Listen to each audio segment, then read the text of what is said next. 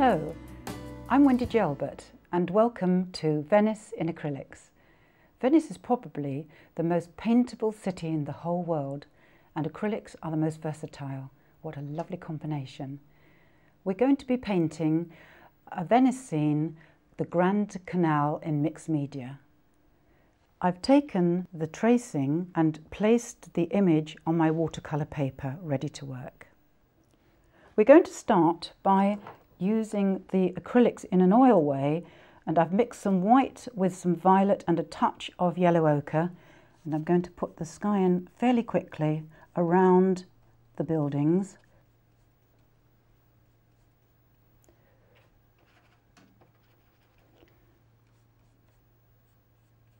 Quite thickly and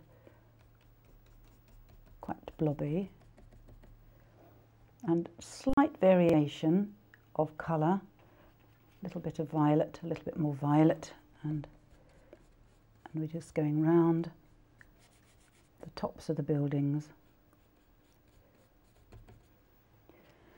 There we go. Keeping the strokes quite free. A bit more white in there.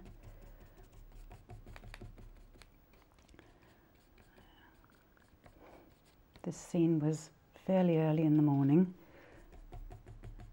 It was quite misty as well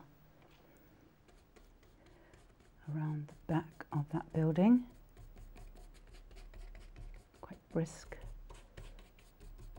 brush strokes.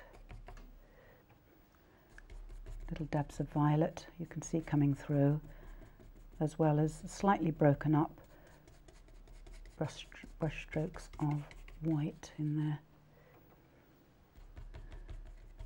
There we go, with that. Tiny bit more violet. It's going to be a fairly limited palette, so I'm just going to have about 4 or 5 colours, and they're all going to be intermixed. There we go, with that. Right the way round.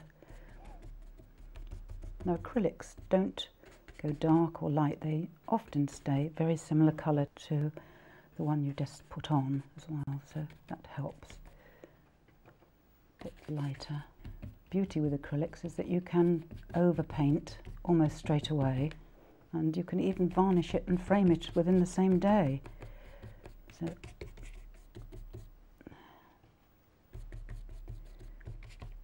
and those colours are almost mixed on the paper. There.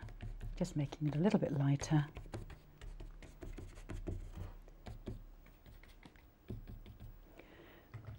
Washing the brush off, and I'm going to put the colour of the water in next, which is a pale blue plus white, so that could be a cobalt blue with a tiny touch of yellow ochre in there.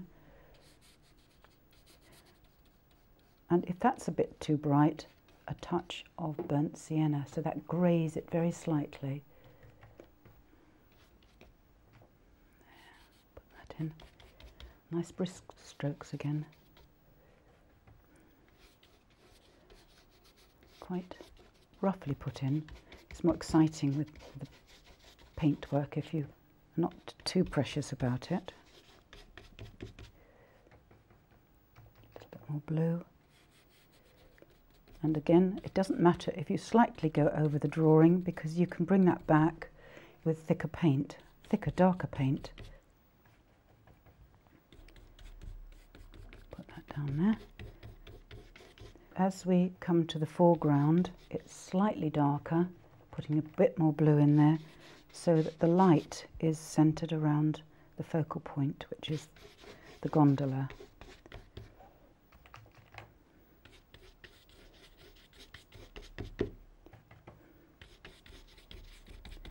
There we go. That's quite a big brush, but you need those big free strokes to start with. That's the first wash on the water, and I'm going to put just a bit of the colour of the buildings just slightly in the water while it's wet, so that it goes slightly diffused. Work those in there. Clean the brush again and put some building shapes in against the sky. And this is a blue, a bit of raw umber and white. So place these in next. Place these in quite deliberately. There we go. With a bit of white. And I can wash these in with some water. So that also gives you light through the white paper. Quick washes in. And this still is a little bit of white and raw umber, a little bit of burnt sienna in there as well. So varying the colour of the buildings.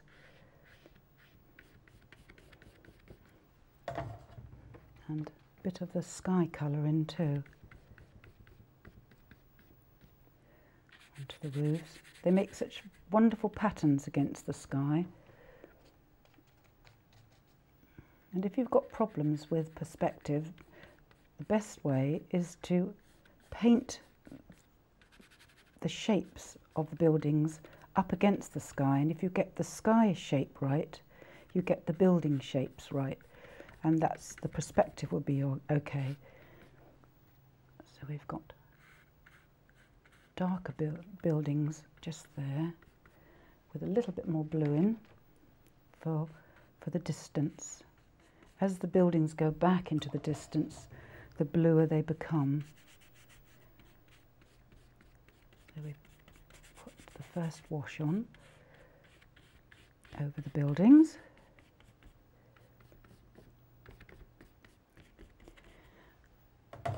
That's what's so beautiful about acrylics, is that you can use them fairly thickly and very thinly, all in the same painting.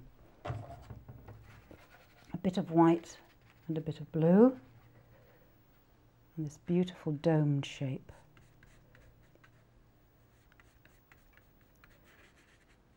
That's right there. And we'll tackle all these 1001 windows in a minute. And that can be a problem which can be solved. It's what to leave out, I think, with painting, isn't it? More than anything else. It's not to put everything in. So we put those in. Here we are. And a few dabs of blue and white.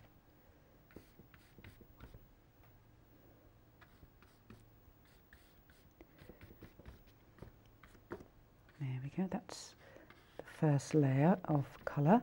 And I'm just going to change my brush a moment to put in some of the chimneys at the back. So we've got some chimneys. It's quite characterful, these are, because they've got quite unusual chimneys, but they are such an important feature of Venice. Just place in a few of these lines, and then we'll let that dry a moment. There, we'll just let that dry a moment. Right, using a number 4 hoghair flat brush, I'm going to place in some of the details of the buildings. So I'm placing the pale blue with big areas of just flat colour to help to get the structure, but not overbearingly, so that you notice everything about the buildings. You want to notice the softness and gentleness of it all, and not just a couple of windows staring out at you. So I'm just putting these lovely big slabs of colour now, just slightly understated. There's quite a lot of white in here. If you find that the buildings are all too overpowering, sometimes just partly closing your eyes and just looking at the shapes help. Another big area. The colour I've already put down will show through slightly, and that unifies the whole building blocks. And slightly yellow ochre here, so we're just getting different colours. They're so subtle, some of the colours, and then suddenly there's beautiful bright colours. But this one is a very subdued scene because of the atmosphere of the morning.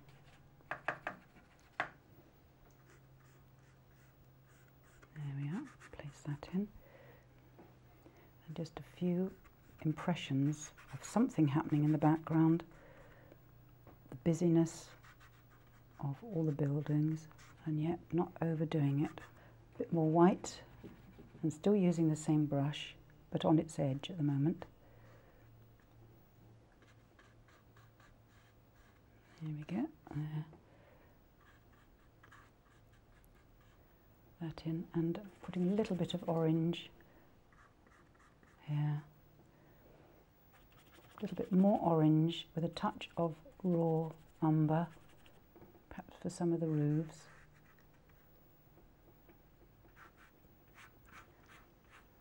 That's such a tender colour against the blueness of the sea. There. Place just little slithers of this orangey brown. A bit more. Now it needs to be fairly dark against these domed buildings because it will push them back into the distance because of the different tones. So this dark bit is definitely needed and kind of steps down into the canal and all the different activities that happen down here. Around here, up here, a little bit bluer, so I'm adding some of my cobalt blue. There. Kind of using it softly, perhaps with a little bit more white back here.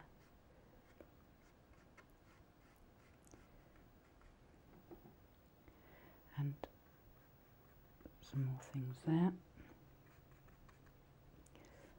Right. Softening it slightly here. So each layer gives a bit more detail. But hopefully not too much, so it makes everything too chaotic and jumbly.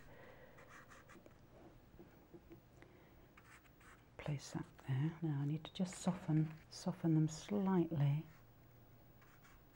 And again, you can just do that with one stroke with acrylics, and it's quite obedient.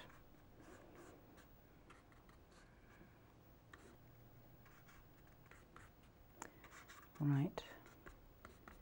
There we are, we're softening this.